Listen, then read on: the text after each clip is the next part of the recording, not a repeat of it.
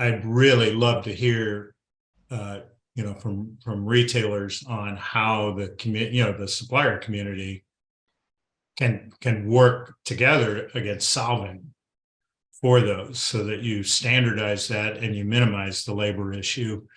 Um, and I don't know if you've seen what you would consider best practice out there. What's your observation about who's doing this right? So I like the idea of getting all three tiers together with a common goal for everybody who's going to win on this one. It can't be a win for two of the three or one of the three. It's got to be for all three of them. And I think that shared group or that industry driven solution or shared group is the way to do that. But there's a couple things I think about in terms of best in class.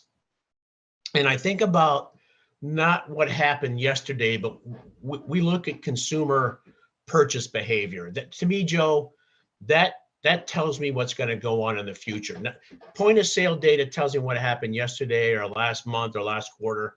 I can't change that.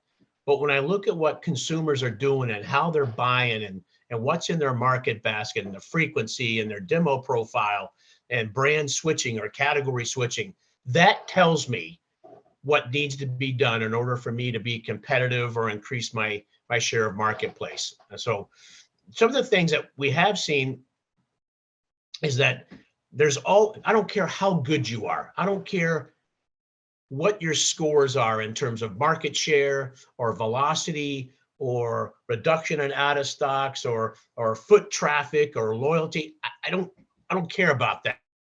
You could be A pluses and all of that, but if you sit back on your laurels, somebody's going to catch up to you. So there's always room for improvement. And I think one of the areas for convenience stores, in my opinion anyway, is simply assortment and variety.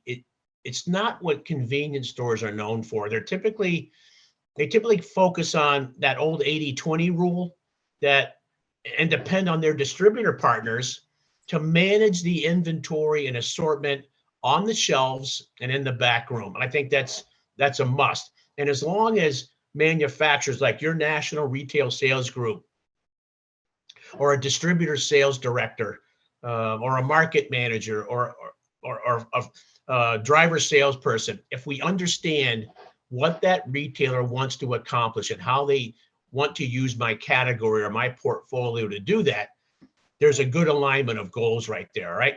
But we know that